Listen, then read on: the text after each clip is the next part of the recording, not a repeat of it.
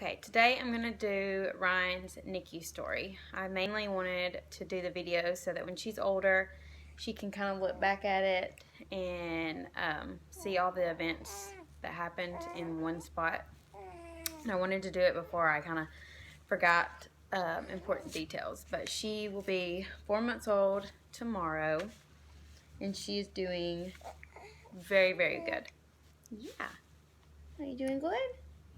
She's doing very good though. So, backstory, she was born on July 2nd of 2017, and she was born around 6:30 that night. And the doctors said that I was 36 weeks and 3 days, I believe, is what they had me at when I initially went in.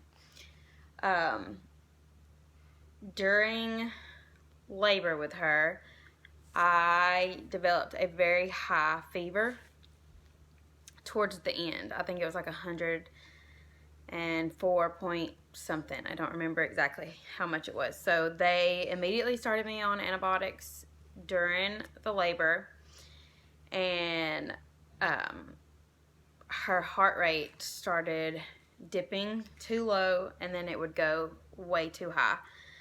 So I only had the antibiotics for maybe 10 minutes, and they were going to do a C-section. That's when they were kind of discussing it. But she had other plans, and she was ready to come out right then before they could make a decision. So she came out vaginally, and when she came out, she swallowed a bunch of amniotic fluid, which they said whatever infection I had was in the amniotic fluid, and she swallowed it. So it kind of weakened her lungs and her organs.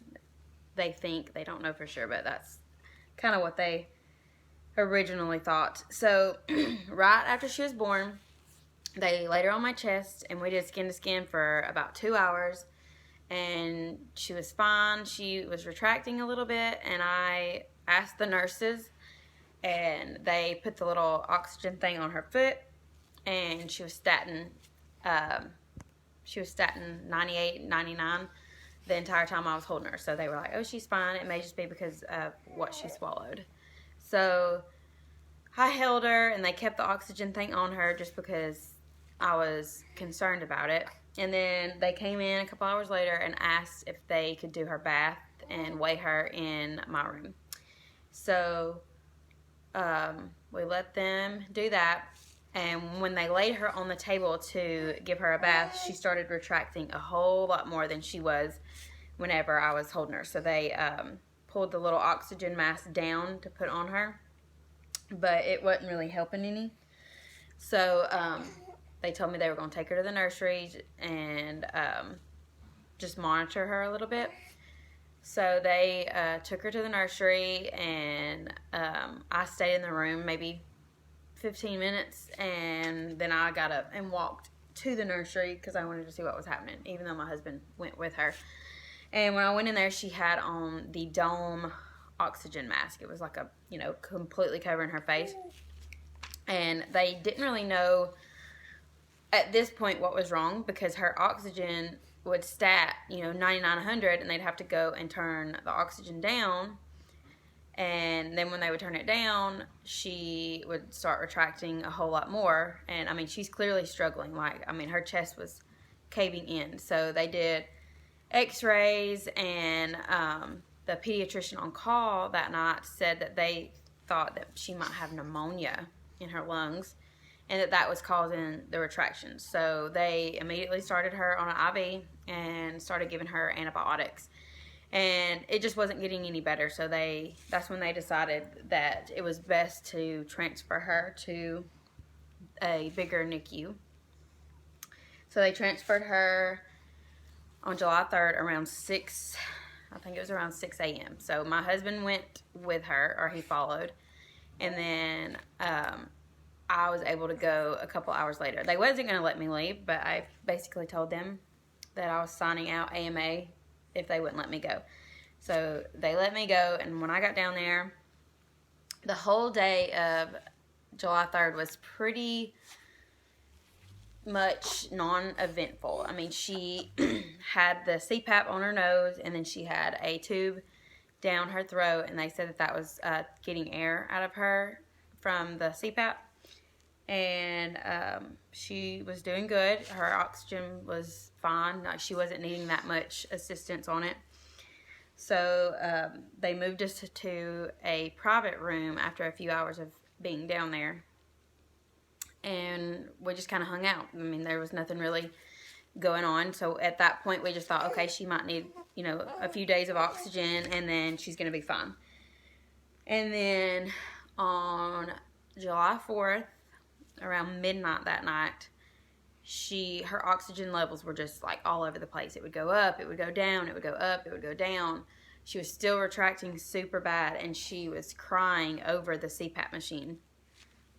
And that's when they came in and they did a chest x-ray. And in the NICU, when you do a chest x-ray or any kind of x-ray, you can view the films immediately. You don't have to wait for the radiologist to read them. So as soon as they did it, they saw that her left lung had collapsed. So the neonatologist immediately rushed in and put a chest tube in. And at that point, she was still on the CPAP. They thought that would fix it. They thought maybe since, I did have the infection, that maybe it weakened her lungs, and the CPAP was blowing too much air down, that it collapsed one. But they still were not sure. But they kind of said, we normally don't see this happen in 36-week babies. And, but, we didn't know. So they left and said that she should be fine.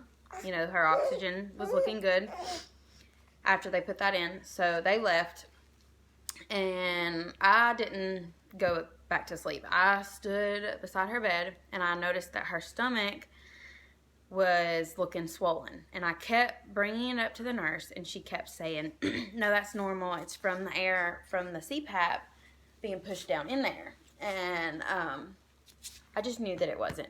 I mean, it was just, I don't know if it's mommy instinct or, anybody in that situation. I still don't see how this nurse missed it, because I'm not a nurse, and I knew that something was wrong. But I kept bringing it up to her. I kept mashing the call button probably every 10 minutes, saying, her stomach's swollen, and she would get a syringe and pull some of the air off from the tube. And then she would just tell me that that's what it was from. And the whole time she was pulling it, there was blood coming out. And I kept saying, is that normal? Are you supposed to have blood when you're pulling it out? And she was like, oh, it's probably old blood. But this was clearly like red blood. So I knew, that it's not supposed to look like that. That's not blood that she swallowed when she came out. So, I kept bothering her. She kept telling me everything was fine. Like, her belly got to the point where it was so swollen that it looked like someone had rubbed Vaseline on top of it. That's how shiny it was from being so swollen. And they switched nurses, I think, around 6 o'clock that morning. And the new nurse came in, and she was just going to introduce herself to us.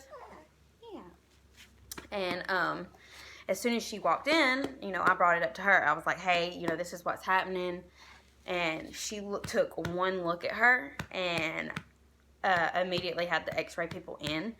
And by 6:03, that's how fast it happened. The surgery team from Children's Hospital was rushing over there to put a stomach drain in.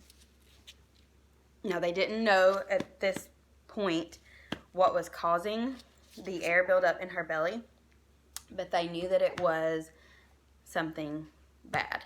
And then at this point, after they put the stomach drain in, that's when they made the decision to go ahead and ventilate her and put her on the breathing machine and sedate her.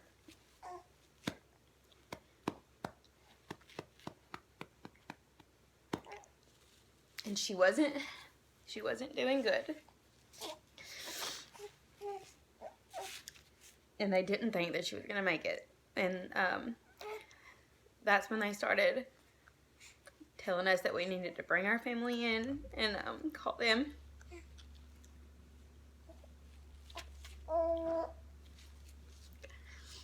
Sorry, I didn't think I would get emotional about it.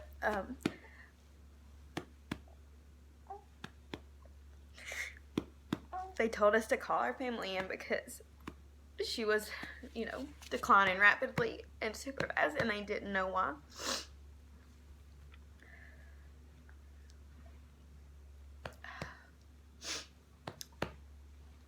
They sedated her after they put the breathing tube in, and the rest of that day, was kind of just a wait and see type thing. They they said that she probably needed surgery, but if they had took her in that moment, she would have not made it off the table, and they were very confident with saying that. So they chose to just leave her and keep her sedated and just kind of see what was happening. So they did an x-ray of her stomach and her lungs probably every 2 hours. At first they didn't want to move her to Children's. They wanted to just leave her in the UAB NICU because they thought that she might not be strong enough to wheel over there. But then it got to a point where it was like, if she needs this surgery, it's better for her to be at Children's so that the doctors are there, because if she had been at UAB, they would have had to rush her across the walkway to the operating room, and they didn't think that was good for her. So around 9 p.m. that night, they called and said that they had a bed open at Children's, and they decided to move her over there. And when we got over there, that's when they told us that she was going to have a 2 to 3 month stay if, everything looked fine. That was like the best case scenario that they could give me, is 2 to 3 months. So, of course, that was emotional, but we were going to, we were willing to stay however long we needed to get her safe. What are you doing? Are you mad? She's probably getting hungry. But, once we got over there, we got settled. They put a little PICC line through her belly button, and then that was it. We didn't do anything. On July 5th, there was nothing done to her. They just would come in and do rounds and continue the 2-hour x-rays on her stomach and on her chest. And they just basically kept her oxygen the same. They never tried to wean her down. It got to a point where the machine was basically breathing for her mostly. I mean, she was breathing over it very little, which they said, could have been the sedation, but her stomach was still retaining air, so it was pushing her lungs up and pushing her heart over, so that was causing her to struggle to breathe, even though the chest tube was in. So on July 6th, they came in that morning, and I was like, over the night, her stomach looked the same to me as it did before you put the drain in. So the doctor decided to do a dye test, and that's where they put this dye through her breathing tube.